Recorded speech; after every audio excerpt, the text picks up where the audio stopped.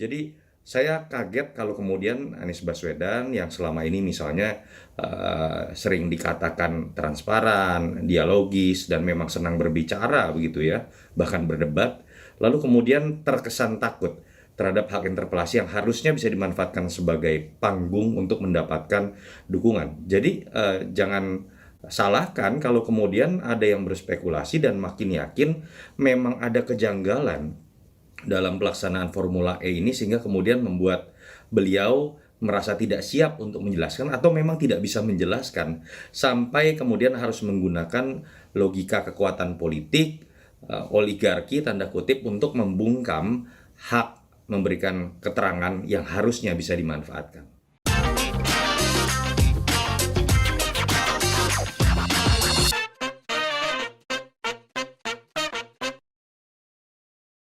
Beberapa hari lalu kita semua dikasih tontonan yang buat saya itu memuakkan, menjijikkan, dan maaf, saya pengen muntah melihatnya. Dengan bangganya, beberapa ketua fraksi di DPRD DKI Jakarta berfoto-foto sesudah makan malam dengan Gubernur DKI Anies Baswedan. Mereka seperti menantang agenda interpelasi dari PSI dan PDI Perjuangan yang sudah memenuhi syarat untuk melakukan pemanggilan terhadap kasus Formula E. Interpelasi adalah hak bertanya anggota dewan kepada eksekutif berkaitan dengan kebijakan yang mereka lakukan yang dianggap menimbulkan pertanyaan di masyarakat. Itu hak untuk bertanya, bukan hak untuk menghakimi. Seharusnya eksekutif, dalam hal ini Gubernur DKI Jakarta Anies Baswedan, sudah menyiapkan jawaban-jawaban kalau dia memang tidak merasa bersalah.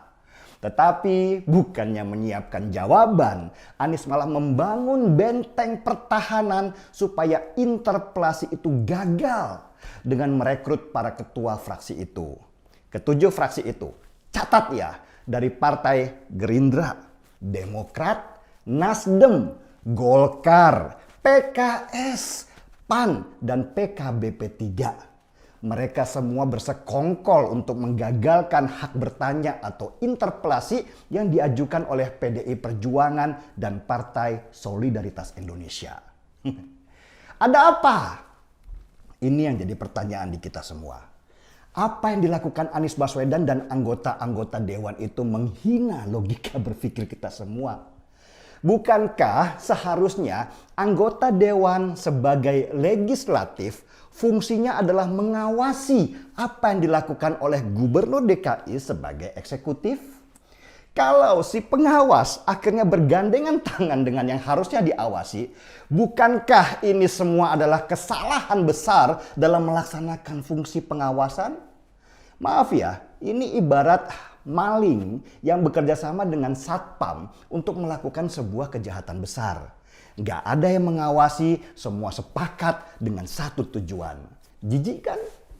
Dan ini bisa-bisanya mereka pamerkan kemana-mana, seolah unjuk kekuatan kepada rakyat. Hei rakyat, kalian mau apa? Kami di sini yang berkuasa. Kalian diam saja. Kalian itu nggak tahu apa-apa. Kalian baru kami perlukan nanti waktu pemilihan. Dan kalian itu bukan Tuhan kami. Kamilah sebenarnya Tuhan kalian. Kalian itu objek saja supaya kami bisa terus berkuasa. Begitu kira-kira pesan mereka yang makan malam sambil mengunyah lobster yang besar-besar itu. Mereka kenyang semua. Sedangkan di luar, orang-orang yang memilih mereka banyak yang kelaparan. Anies pasti nggak mampu memberikan jawaban waktu ditanya, kenapa Formula E di Jakarta itu terus dipaksakan di masa pandemi ini. Kalaupun dia kasih jawaban, dia akan menata kata dengan bicara bahwa tujuan Formula E ini untuk mengembalikan kembali pariwisata di Jakarta yang kemarin hancur kena pandemi. Formula E akan mendatangkan puluhan ribu orang dari seluruh negeri. Hotel-hotel akan kembali penuh dan ekonomi akan baik kembali. Saya seperti hafal apa nanti yang akan dia jawab. Tetapi pertanyaannya, benarkah? Apa malah bukan sebaliknya? Apalagi sampai sekarang belum ada kepastian di mana Formula E itu mau diselenggarakan di Jakarta. Yang kemarin rencananya mau bikin di Monas batal. Harus dicarikan tempat baru. Lah, Kalau belum tahu tempat pastinya, bagaimana dengan studi kelayakannya? Kemarin sudah keluar duit sekitar 1 triliun rupiah. Sekarang harus keluar duit untuk bikin sirkuit baru berapa ratus miliar rupiah lagi. Terus gimana cara pengembaliannya? Sponsor, kata Anies.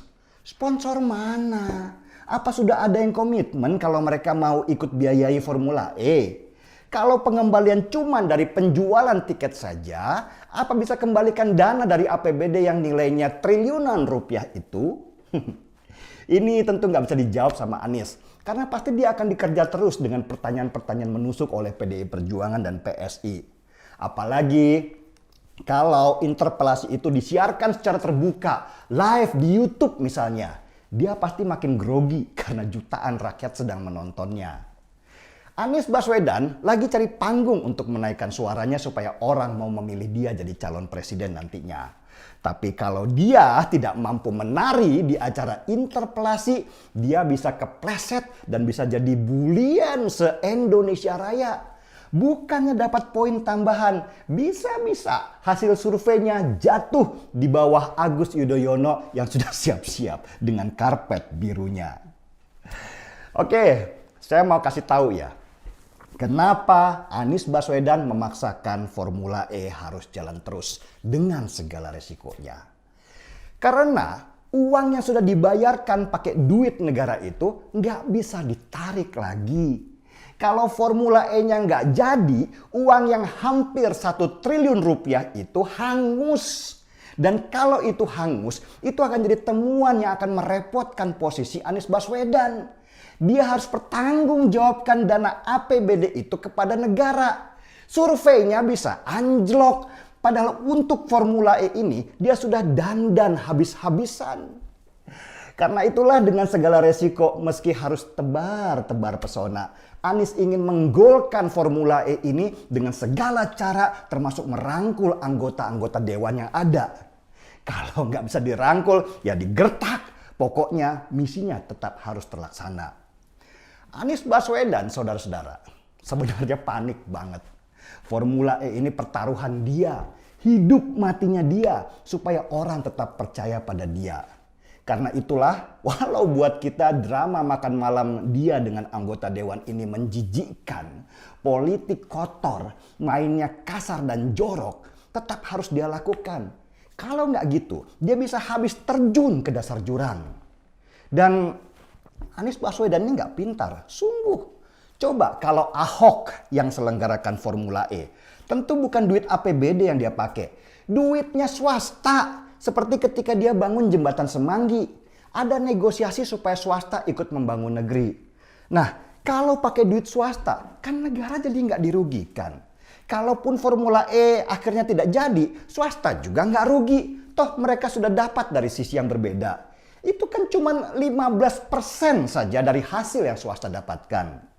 Jadi eksekutif seperti gubernur DKI itu harusnya bukan model santun doang atau seiman. Karena kepintaranlah yang diutamakan. Yang saya heran lagi, kemana ICW? Kemana BEM UI? Kemana para SJW yang setiap kali Jokowi keluarkan kebijakan mereka teriak-teriak seolah yang paling benar? Kenapa mereka itu diam saja melihat komedi politik di Jakarta? Apa sudah ikut kenyang juga makan lobster yang besar-besar? Ayo kawal terus masalah Formula ini. Jangan menyerah, jangan pernah berhenti bertanya. Komedi politik di Jakarta ini bikin jijik, bikin muntah. Dan saya jujur membayangkan gimana seandainya orang-orang ini kelak akan menguasai Indonesia. Hancur negara kita. Seruput kopinya.